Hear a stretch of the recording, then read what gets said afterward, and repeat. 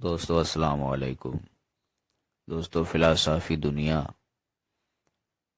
اس چیز کی قائل ہے کہ خداوند متعال نے اس دنیا میں 10 عقلوں کو تخلیق کیا، درجہ بدرجہ 10 عقلوں کو خلق کیا ہے، لیکن اسی دنیا نے شیخ نصیرالدین طوسی کو ایک لقب دیا، العقل الحادی عشر، کہ نصیرالدین طوسی 11ویں عقل ہے، کیونکہ شیخ نصیرالدین طوسی کے زمانے میں شیخ نصیرالدین طوسی ہر علم میں درجہ اول پر تھے۔ اسی زمانے میں ایک بادشاہ تھا جس کا نام ہلاکو خان تھا، اور ہلاکو خان کی زندگی کا مقصد یہی تھا کہ علم کو ختم کیا جائے، کتابوں کو ختم کیا جائے، عالموں کو ختم کیا جائے۔ بہت کوششوں کے باوجود اس کو خواجہ نصیرالدین طوسی نہ ملا، تو اس نے ایک اعلان کر دیا کہ سارے شہر کے لوگوں کو بلاؤ اور انہیں کہو کہ آج ہلاکو خان کی دربار میں ہر ایک شخص کو ایک بکری ہدیے کے طور پہ دی جائے گی۔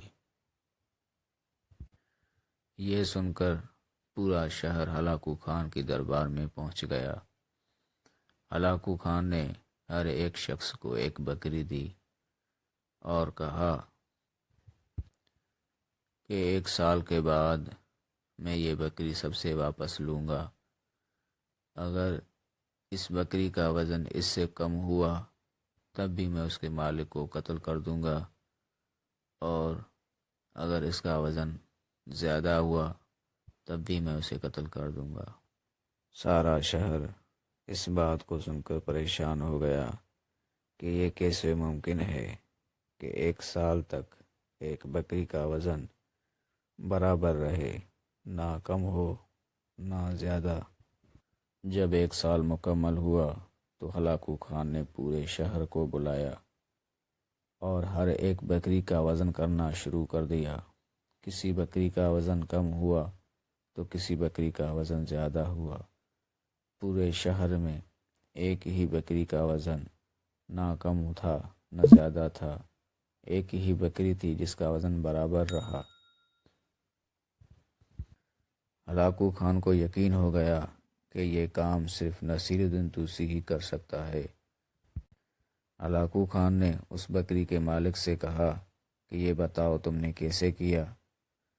تو اس بکری کے مالک نے کہا کہ آقا، جب بکری لے کر میں اپنے گھر کی طرف چلا اور رات کے وقت میں پریشان بیٹھا تھا تو ایک مسافر آیا اور اس نے پریشانی کا سبب پوچھا، تو میں نے یہ ماجرا بتایا۔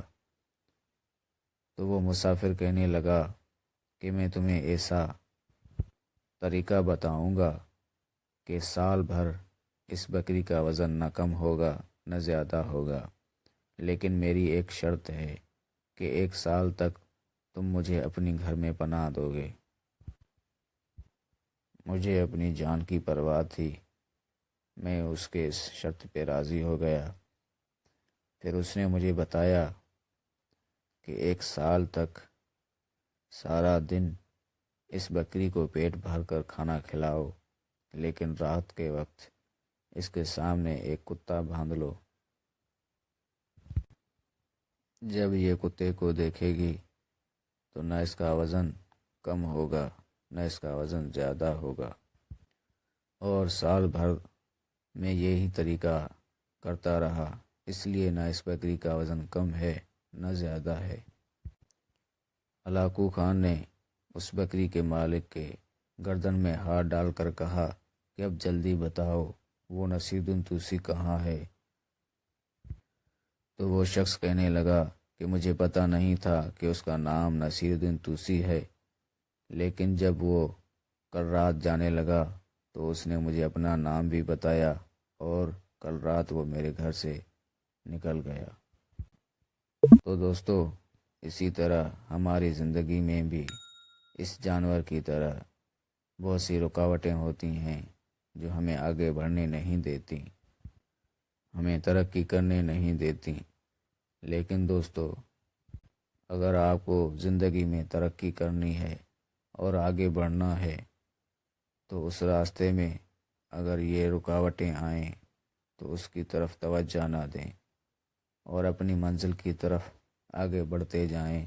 ایک دن آپ اپنے منزل مقصود تک ضرور پہنچ جائیں گے۔ والسلام علیکم۔